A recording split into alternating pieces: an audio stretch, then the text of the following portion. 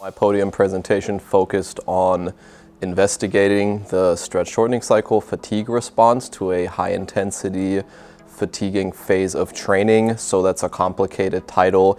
Essentially, we looked at the counter movement vertical jump and underlying force time metrics from that test to determine which of those variables are most sensitive to fatigue in a sample of collegiate Division I male basketball players. To do this, we used a phase of the year during the preseason, during which these athletes are naturally, as part of their training schedule, exposed to a very heightened level of training stress, so we didn't have to artificially induce any fatigue. They were already in very fatigued states just by being part of that training regimen.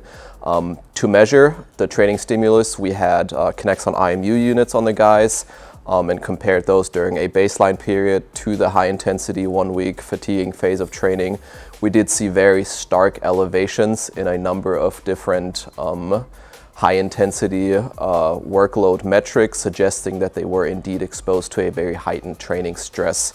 To test their response, we used a counter movement vertical jump with the hands placed on the hips, and also a 10-5 repeated hop test, which is a little bit more of a reactive bounding in place type of exercise.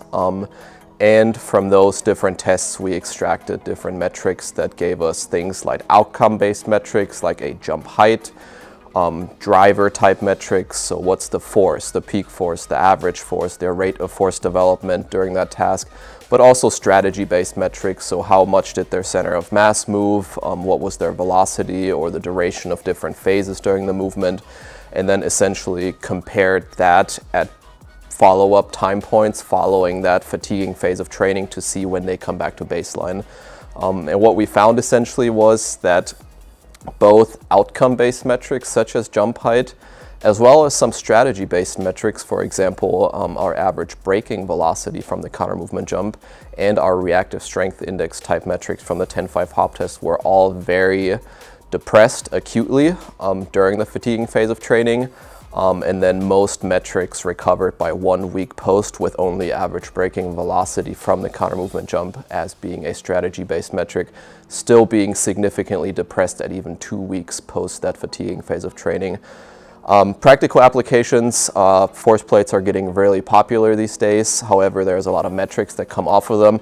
So we hope by shining some light on which ones of those metrics are most sensitive to fatigue, we can help practitioners in their selection process for these assessments and variables. The use of force plates and jump tests performed on force plates is starting to become a centerpiece of athlete monitoring.